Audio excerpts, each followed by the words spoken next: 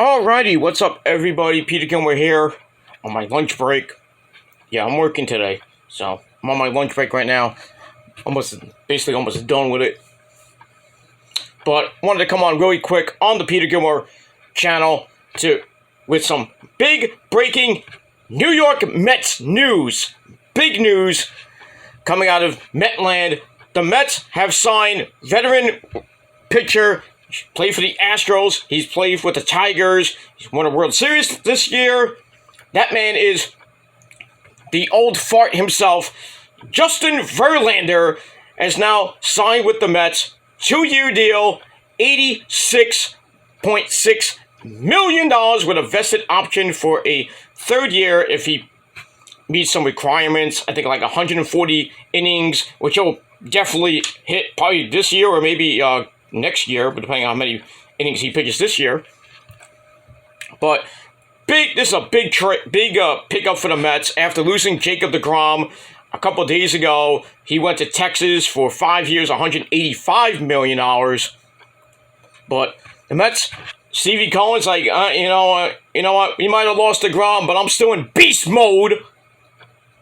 And as much as I miss Jake right now, I'm like, Jake, so long. Farewell, goodbye.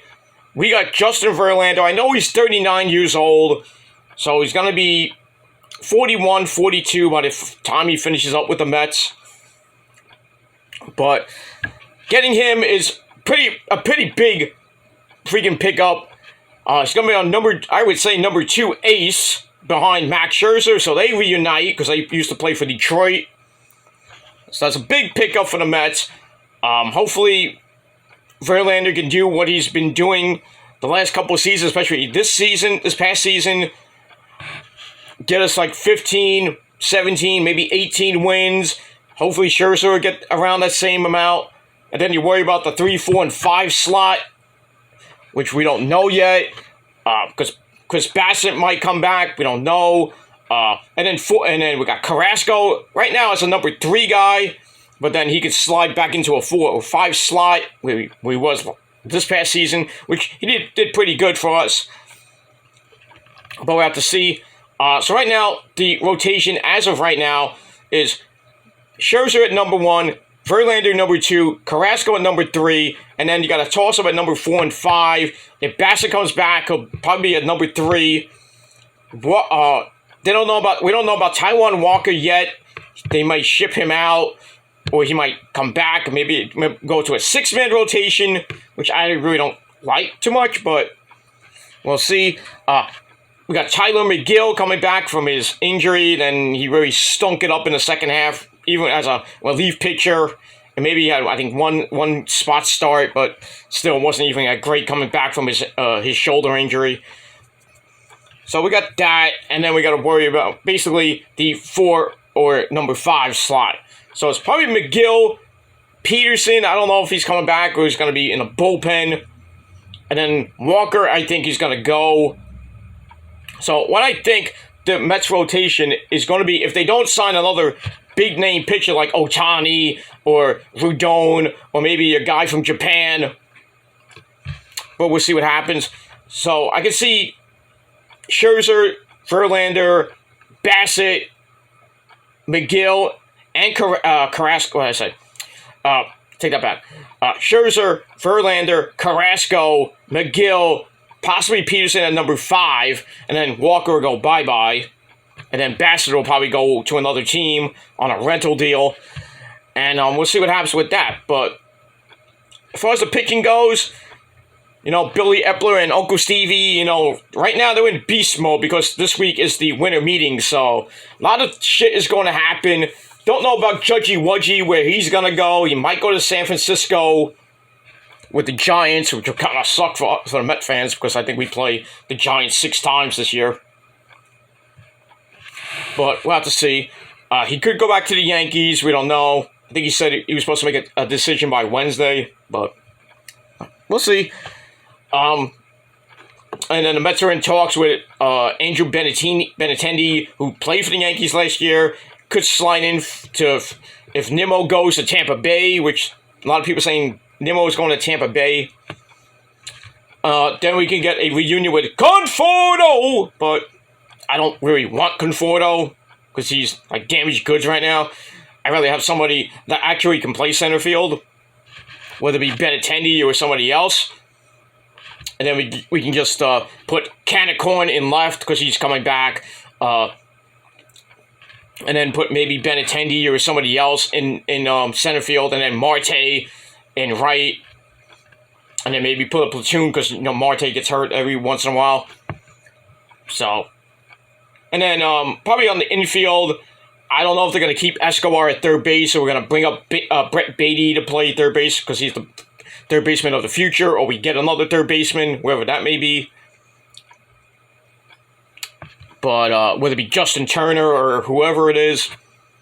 But Mets got a lot of options coming over the next really month and a half. Because we got about 2 months to go till spring training. Got this whole month and then all January and then most of February because the spring training games don't start until the end of February and then early March. That's when the spring training gets in full gear. And then the season will start at the end of March, going into WrestleMania weekend, April 1st and 2nd. That should be fun. But we'll see what happens with the Mets going into the winter meetings, which I've just, I think it was starting this week. So see what Uncle Stevie and Billy Epler have up their sleeves. Hopefully another big deal. Maybe a trade. We'll see. I mean, they got a couple of pitchers for the bullpen that some of them have electric stuff. I mean, we'll have to see during the season if that's actually true. But we'll see. But anyway, just want to give my thoughts on Justin Verlander signing with the Mets. 2 years, $86.6 million with a vested option for a third year, which could bump this up to, I think they said 90-something million dollars. Something like that. But we'll have to see. As long as Verlander can meet the requirement 140 innings, which I think he will probably this season. So we'll see. Hopefully, I think Scherzer will start opening day for the Mets, and then Verlander will start game 2 of that series, and then probably Bassett or Carrasco might be number 3, depending on who we get as number 3 and what the rotation will look like by the end of March. But I would think probably by opening day at Citi Field, we'll probably have either Tyler McGill, Taijuan Walker, Carrasco. We could have somebody pitching that first game at Citi Field, but it's going to be electric when Scherzer and Verlander are pitching at Citi Field. It's going to be an electric crowd. I can't wait to see it, and we'll see what happens with that. So that's all I got to say right now. I got to get back to me job, and I got some errands to run later this afternoon and into this evening. But that's all I got to say about that. So I will be back later tonight with my Monday night review. Should be a pretty good show tonight from Washington, D.C. We got JBL's stupid poker tournament. A lot of rumors saying that Cameron Grimes is going to be on the show, making his main roster debut, even though he kind of made his debut in a segment with the Good Brothers. But his main in-ring debut probably will come maybe a little bit later. But he might be on tonight to be in this stupid poker tournament because he's got a lot of money. So maybe we see Ted DiBiase there. I don't know. But it looks like it's going to be kind of boring. And we got that. Also, we got the Usos defending the undefeated tag team titles against Elias and Matt Riddle. The winner of that will face off against Drew McIntyre and Sheamus on Friday Night SmackDown this Friday night. I think it's going to be the Usos. So Usos got a tough week. And we'll see what happens with that, with Sami Zayn and Solo. What's going on with those two guys? People still think Solo is working for The Rock. As a spy for Roman. And that's going to probably lead into maybe Solo Sikoa versus Roman at a later date. Or somehow, something happens and Solo gets kicked out of the bloodline, and then Solo signs up with The Rock, and then we get The Rock versus Roman at WrestleMania, probably night 2.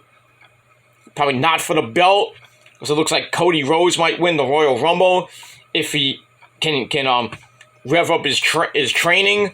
I mean, he's still got about a month to go to the Royal Rumble, and we're gonna get more participants for the Royal Rumble. We already got Kofi Kingston already has entered the Royal Rumble, so we'll see what happens tonight, and then on Friday night SmackDown with who else is gonna enter. Maybe some matches are about to come about. Because really, you only know 2 matches for the Royal Rumble, which is the men's and women's Royal Rumble match. So we just don't know who's actually going to be in it yet. But I think the obvious winners are probably going to be Cody Rhodes for the men, maybe Charlotte Flair or Becky Lynch or Rhea Ripley for the women. And we'll see what happens with that in about a month from now. But that's not neither here nor there. But I will be back later on my Killer Demons channel with your official Raw review for tonight, and that's pretty much it. I will also be on a watch along later on around 8 o'clock or so, depending how I feel. And then later tonight, probably about 11:30, maybe around midnight, we're gonna do a little bit of a Raw thoughts review. Not gonna be too long because like I said, not gonna go live until January of 2023. So I really want to take a little bit of a break from live shows and kind of stepping back from YouTube for a little bit. I mean, I'll still do videos, but not as much as I used to do. But kind of giving you a full frontal view of what's going on with me and everything, and that's pretty much it. So I gotta go. I gotta get back to my job. I got some things I gotta finish up, some paperwork I gotta finish up, so I gotta do all that, so before I get in big trouble. So I gotta go. Thanks for watching, everybody. Let me know your thoughts about Justin Verlander being on the New York Mets, and we'll talk wrestling later. But for now, I'm Peter Gilmore signing off. Let's go Mets! Rock on and rock hard with your coat. And if you're not down with that, if you're not down with the Mets, well, me and the entire Met fan base, we got 3 words for you. Fuck you, man. Adios. Until later, my friends. Until later, my friends. I'm out. Peace.